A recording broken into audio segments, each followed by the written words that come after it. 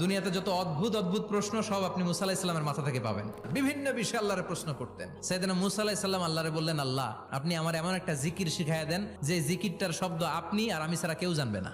দিনে রাতে সব সময় এই জিকির আমি করব, আপনারে ডাকবো, কিন্তু শর্ত হলো এই জিকিরটা জানবে শুধু আপনি আর জানবো শুধু আমি। আল্লাহ বললেন, মুসা পড়ো লা ইলাহা ইল্লাল্লাহ। মুসা আলাইহিস সালাম কয়, মাবুদ এটা তো জাতীয় জিকির, সবাই জানে। আমি তো চাইছি এক্সেলেন্ট একটা জিকির, কারো কাছে নাই, শুধু আমি জানবো আর আমি পড়বো।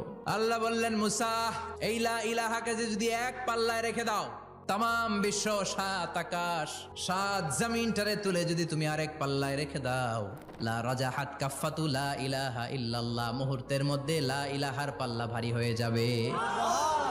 ও মুসা, তুমি যতই এক্সক্লুসিভ জিকির চাও, লা ইলাহার চেয়ে দামি জিকির আমার কাছে নাই।